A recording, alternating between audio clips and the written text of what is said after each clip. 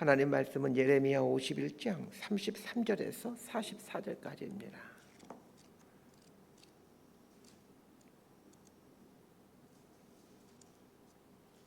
예레미야 51장 33절에서 44절까지 말씀 번갈아가며 읽습니다. 제가 먼저 읽겠습니다.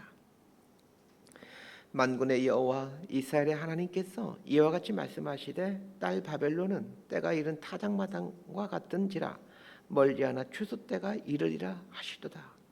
바벨론의 느부갓네살 왕이 나를 먹으며 나를 멸하며 나를 빈 그릇이 되게 하며 큰 뱀같이 나를 삼키며 나의 좋은 음식으로 그 배를 채우고 나를 쫓아내었으니 내가 받은 폭행과 내 육체에 대한 학대가 바벨론에 돌아가기를 원한다라고 시온 주민이 말할 것이요 내 피 흘린 죄가 갈대아 주민에게로 돌아가기를 원한다고 예루살렘이 말하리라.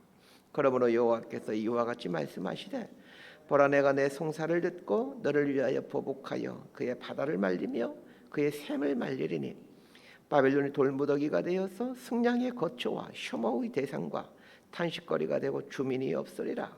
그들이 다 젊은 사자같이 소리 지르며 새끼 사자같이 으르렁거리며 열정이 일어날 때 내가 연회를 베풀고 그들이 취하여 기뻐하다가 영원히 잠들어 깨지 못하게 하리라.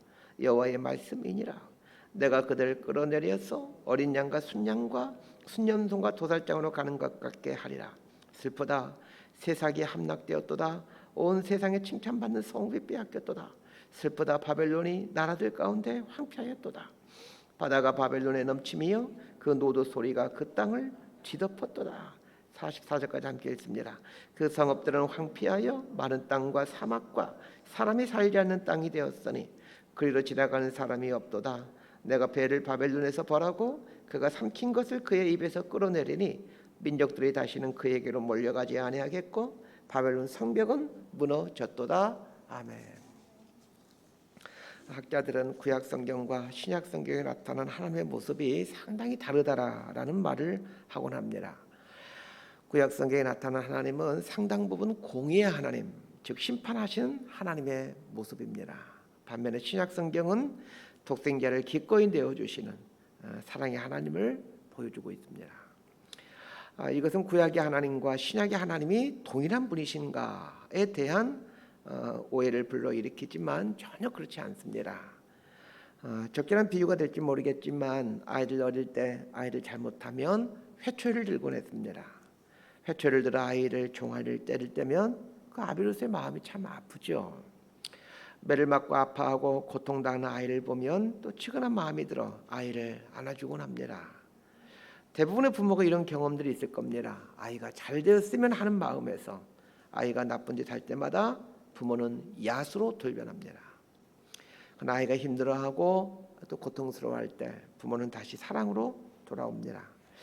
구약의 하나님과 신약의 하나님을 이렇게 이해하면 되지 않을까 싶습니다.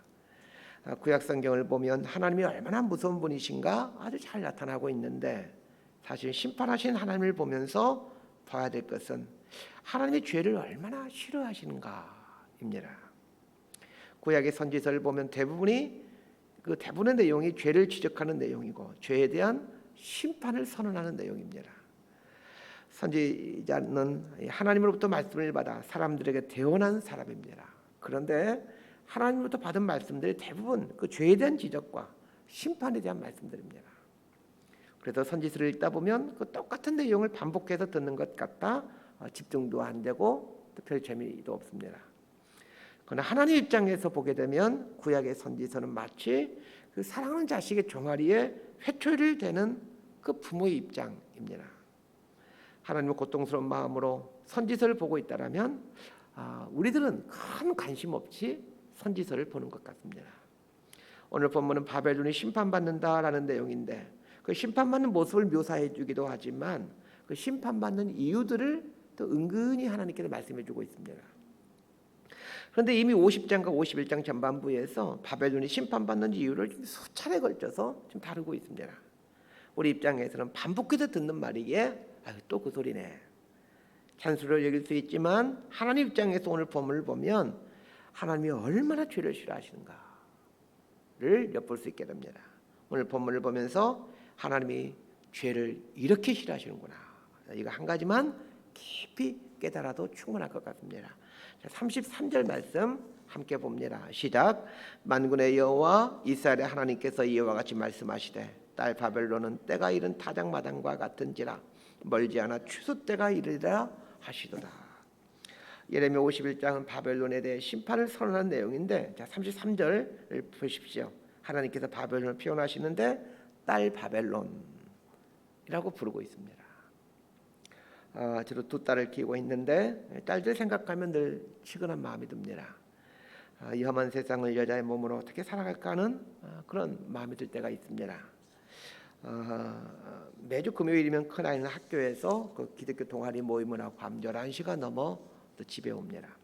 한 11시 한 2, 30분이면 집에 도착하는데, 그 시간에 집에 온다는 걸 알면서도 한 11시쯤 되면 아이가 어디쯤 오는지 또 무슨 일 없는지 전화를 걸어서 확인해 보곤 합니다. 아마 아들 같았으면 집에 안 들어와도 별로 신경 쓰지 않았을 것 같습니다. 하나님께서 바벨론에 대한 심판을 선언하면서 딸 바벨론 이렇게 말씀하고 있습니다. 이 표현이 참 가슴을 아프게 합니다. 딸 바벨론. 우리가 보기에는 이스라엘 백성 입장에 보게 되면 바벨론은 원수 같은 나라이지 않습니까? 그런데 하나님은 그 바벨론을 딸 바벨론이다 이렇게 말씀하십니다. 바벨론 지금 하나님께서 심판하려고 하는 상황이라면 악당 바벨론, 원수 같은 바벨론, 저주받을 바벨론 이렇게 표현해야 될 것 같은데 하나님은 딸 바벨론 이렇게 표현하십니다. 바벨론을 향한 하나님의 사랑이 어떠한지 보여주고 있습니다. 34절에서 35절 말씀 함께 읽습니다. 시작. 바벨론의 느부갓네살 왕이 나를 먹으며 나를 멸하며 나를 빈 그릇이 되게 하며 큰 뱀같이 나를 삼키며 나의 좋은 음식으로 그 배를 채우고 나를 쫓아내었으니 내가 받은 폭행과 내 육체에 대한 학대가 바벨론에 돌아가기를 원한다고 시온 주민이 말할 것이요 내 피 흘린 죄가 갈대아 주민에게로 돌아가기를 원한다고 예루살렘이 말하리라. 자, 오늘 본문 이 구절에도 보게 되면 바벨론이 왜 심판을 받는지에 대한 그 이유가 나오고 있습니다. 사실 심판받는 이유를 딱 하나로 정리하라면 죄 때문입니다. 그런데 하나님은 왜 반복해서 심판받는 이유들을 또 말씀하시고 또 말씀하시고 또 말씀하시는 것일까요? 그만큼 죄를 싫어하시기 때문입니다. 그리고 죄는 반드시 심판을 가져오기에 심판당할 당신의 백성들을 보며 마음이 아프시기 때문입니다. 우리는 그렇게 생각합니다. 심판을 결정하시는 분이 하나님이시라면 우리가 좀 죄를 짓고 살아도 심판하지 않으면 되실 텐데 이렇게 생각합니다. 그러나 하나님은 그러실 수가 없습니다. 하나님의 속성상 죄에 대해서는 심판하실 수밖에 없습니다. 왜냐하면 하나님의 속성이 사랑이시기 때문에 그렇습니다. 자식을 향한 부모의 가장 중요한 속성이 사랑이기에 자녀가 큰 죄를 짓게 되면 회초리를 들지요. 회초리는 겉으로 보면 심판이지만 깊이 생각해 보면 사랑입니다. 자식을 사랑하기에 회초리를 드는 거죠. 만약 자식을 사랑하지 않는다라면 자식이 아무리 나쁜 죄, 큰 죄를 지어도 괜찮아, 나쁜 짓도 괜찮아, 이런 태도를 취할 겁니다. 하나님의 죄에 대해 심판하신 이유는 그분이 사랑이시기 때문입니다. 그래서 심판이나 고난을 겪을 때마다 늘 기억해야 될 것이 하나님은 사랑이시다 라는 것을 기억하셔야 됩니다. 34절과 35절에서 바벨론이 지은 죄를 한번 찾아내 보시길 바랍니다.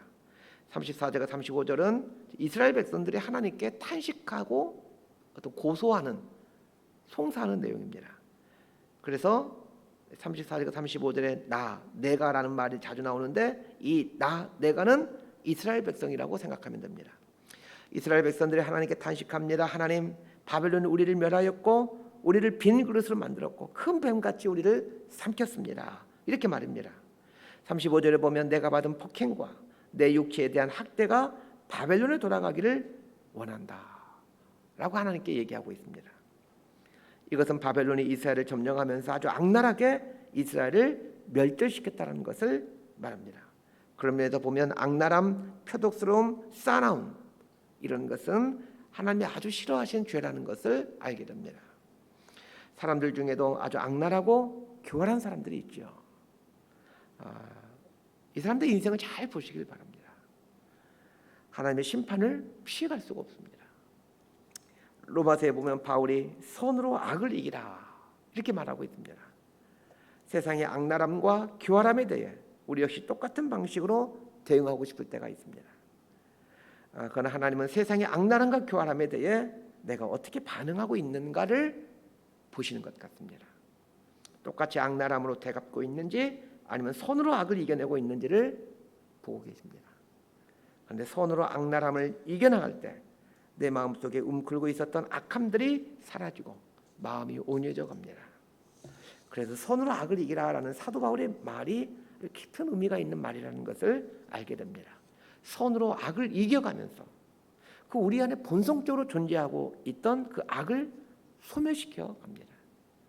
이 말씀 앞에서 우리 안에 숨겨져 있는 이 악함, 악랄함, 싸나움, 복수심 이런 것들을 정결케 해가는 이런 결단이 있게 되기를 바랍니다.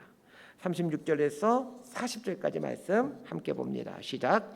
그러므로 여호와께서 이와 같이 말씀하시되 보라, 내가 내 송사를 듣고 너를 위하여 보복하여 그의 바다를 말리며 그의 샘을 말리리니 바벨론이 돌무더기가 되어서 승냥이의 거처와 혐오의 대상과 탄식거리가 되고 주민이 없으리라. 그들이 다 젊은 사자같이 소리 지르며 새끼 사자같이 으르렁거리며 열정이 일어날 때 내가 연회를 베풀고 그들이 취하여 기뻐하다가 영원히 잠들어 깨지 못하게 하리라. 여호와의 말씀이니라. 내가 그들을 끌어내려서 어린 양과 순양과 순염소가 도살장으로 가는 것 같게 하리라. 36절에 보면 하나님이 이런 말씀을 하십니다. 내가 네 송사를 듣고 너를 위하여 보복하여. 하나님께서 이스라엘의 송사를 듣고 이스라엘을 위하여 보복하시겠다라고 말씀하십니다. 자, 그 송사의 내용이 34절과 35절에 나왔던 그 바벨론의 악랄함과 교활함입니다. 자, 이 구절을 보면서 이런 생각을 해야 됩니다. 혹시 누군가가 나의 악함을 하나님 앞에 아뢰고 있지는 않을까 말입니다.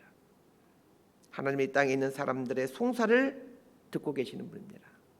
내가 누군가에게 악한 일을 저지르게 되면 그 사람이 그 아픈 마음을 갖고 하나님 앞에 송사하고 있다는 것 아셔야 됩니다. 물론 정확하신 하나님께서 그런 모든 것을 똑똑히 하신 하나님께서 바르게 판단하실 겁니다. 사회생활을 하다 보면 나의 어떤 결정으로 인해 누군가가 피해를 입어야 할 때가 있습니다. 인간 세상에서 일어나는 대부분의 문제는 51%대 49%의 문제들입니다. 이야기식에 설명하면 어떤 결정을 함에 있어서 모든 사람을 만족해 하는 결정 그런 건 없습니다. 대부분의 결정이 51%를 만족시키든지 혹은 49%를 만족시키는 결정입니다. 51%를 만족시키는 결정이 최선의 결정인데 그 최선의 결정을 한다 하더라도 49%는 불만을 갖게 되고 또 그들은 본의 아니게 피해를 입게 됩니다. 목회를 하면서 자주 경험하는 것이 이것입니다. 100% 만족시키는 결정은 없다라는 겁니다. 문제는 51%를 만족시키는 결정을 해야 되는데 이 결정으로 인해 49% 쪽에 해당되는 사람들은 불평하고 원망하고 또 반대자가 된다는 겁니다. 그들 나름대로 하나님께 송사할 겁니다. 이런 상황 앞에 직면할 때마다 많은 고민이 되지만 그럼에도 하나님께서 바르게 판단하실 것이라 믿고 그 힘든 결정들을 내리곤 합니다. 직장에서도 이런 일은 비일비재합니다. 직원 중에 불성실하고 이기적인 직원이 있을 때 인사 담당자는 해고를 하거나 불이익을 줄 수밖에 없습니다. 그때 그 불성실한 직원은 자신의 불성실함과 이기적인 태도를 보지 않고 억울하다며 하나님께 송사할 겁니다. 그 사람의 입장에서는 억울한 일이라 생각될지 모르겠지만 공의로우시고 정확하신 하나님께서 바르게 판단하실 겁니다. 이스라엘 백성들이 하나님께 송사하는데 바벨론이 너무 잔인하게 학대했다라고 송사를 합니다. 이에 대해 하나님께서 그 송사를 들으시고 정확하게 판단하십니다. 맞다. 너희들이 송사가 옳다라고 판단하시고는 그 바벨론의 잔인함과 포악함을 죄로 규정하시고 심판하십니다. 39절에 보면 바벨론을 심판하게 하는 죄가 나오는데 바벨론이 열방들을 점령한 후에 연회를 베풀고 취하여 기뻐하고 있는 것에 대한 말씀을 하십니다. 다른 나라로부터 빼앗은 것을 가지고 즐거워하며 흥청망청 쓰는 것이 하나님은 죄라고 말씀하십니다. 그런 면에서 바벨론이 심판받는 두 번째 죄는 다른 사람들의 것을 빼앗은 죄입니다.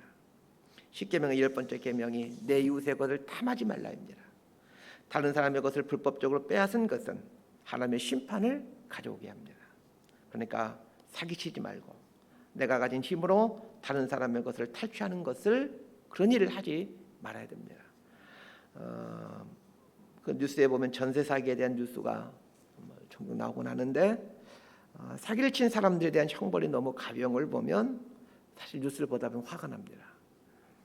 법정 최고형을 선고해서 이 가난한 수많은 사람들을 고통스럽게 하는 일이 발생하지 않도록 하는 게 좋지 않을까, 뭐 이런 생각들을 해보곤 합니다.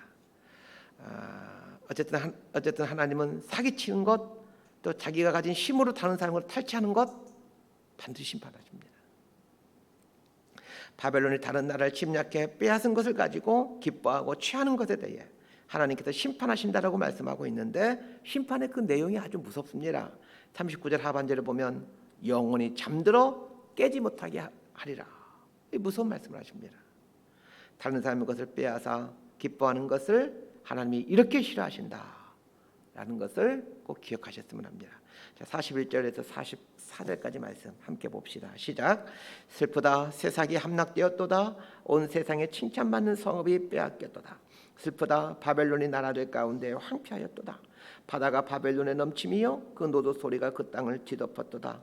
그 성읍들은 황폐하여 마른 땅과 사막과 사람이 살지 않는 땅이 되었으니 그리로 지나가는 사람이 없도다.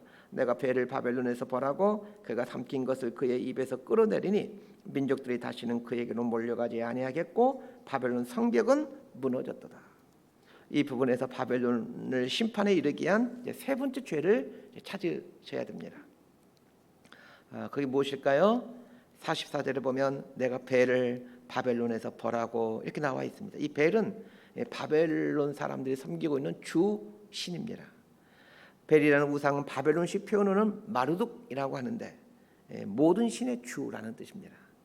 그러니까 신들 중에 가장 읍든되는 신을 그들은 벨신이라고 믿고 있었습니다. 벨신은 이스라엘식으로 하면 바알입니다. 바벨론을 심판에 이르게 한 세 번째 원인은 우상 숭배입니다. 하나님은 우상 숭배하는 죄에 대해 결코 간과하지 않으십니다. 말씀 정리합니다. 하나님은 죄를 엄청 싫어하시는 분이십니다. 문제는 싫어하는 정도에서 끝나는 게 아니라 싫어하시기에 죄에 대해서 심판하시는 분이십니다. 너무 싫어하시기에 죄를 깨끗이 정리하기를 원하십니다. 그래서 심판하는 겁니다. 오늘 본문에 나와 있는 바벨론의 죄를 정리해 봅시다. 잔인함, 악랄함, 난폭함에 대해 하나님은 심판하십니다. 다른 사람의 것을 빼앗는 것을 즐기는 삶에 대해 하나님은 심판하십니다. 그리고 우상 숭배하는 것에 대해 하나님이 심판하십니다. 오늘 말씀을 보면서 내 안에 혹시 이런 죄들이 움크리고 있지는 않는지 돌아보셨으면 합니다. 더 나아가 다른 사람이 나에 대해 하나님께 송사하는 일이 생기지 않도록 하십시다. 하나님, 저 사람 좀 심판해 주세요. 이런 송사를 하지 않도록 결정을 해야 될 때마다 누군가가 억울함을 당하여 하나님께 송사할 만한 그런 결정을 하지 아니하도록 주의하고 또 주의해야 됩니다.